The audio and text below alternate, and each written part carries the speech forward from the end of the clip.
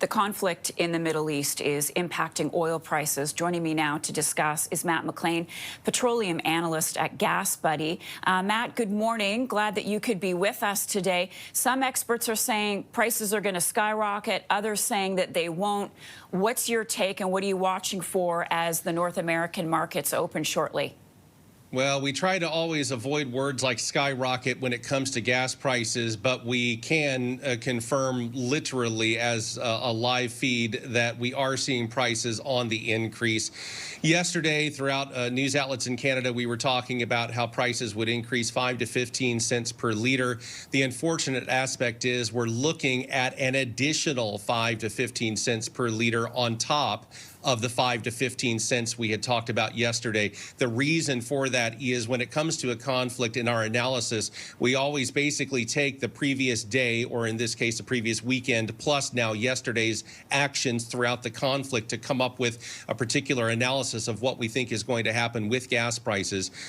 We started seeing and realizing the truth of our projections across Canada, indicating that the price yesterday was beginning to rise through that 5 to 15 cent mark.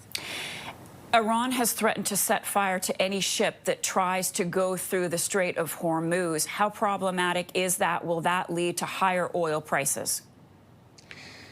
Anytime you have volatility in a particular market, or in this case, especially the Middle East, you're going to have a lot of aspects that could create a little bit of a fear when it comes to the price points of crude oil and how it trades. Understandably, crude oil, even this morning, is spiking yet once again. We're monitoring that very carefully.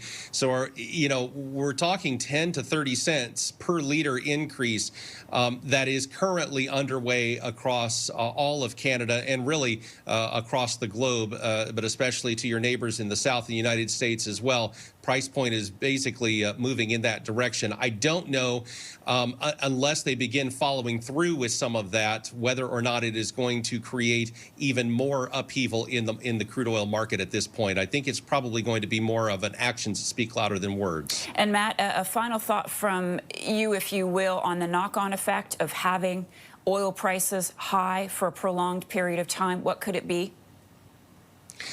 It's really tough to tell. In a conflict that you never know, even the person who is responsible for launching that missile on behalf of their country doesn't exactly know where it's going to land until it unfortunately does. And so the reality is, when you look at a tumultuous time, something that has an ongoing war footing, it's very difficult to sit there and say, well, here's the multitude of different scenarios on how this could play out, and let's throw a dart and see which one works. Chances are we're going to get that wrong. So whenever you look at a situation and the President of the United States saying this may last 4 to 6 weeks, maybe longer, that he's not opposed to sending in ground troops, the U.S. Secretary of State saying the biggest wave is yet to come, it is going to create a little bit of a tumultuous time when it comes to crude oil prices. We're going to be monitoring. It's about the best that anybody can do at this point, because we want to try to be accurate with our predictions, and that 5 to 15 cent yesterday on top of an additional 5 to 15 cent per liter today, we feel is very accurate for motorists, and it's unfortunate, I'm sure, for everyone, honestly. Matt, appreciate your measured tone. We really do. Matt McClain, he is with Gas Buddy. Thank you so much. We will speak with you again.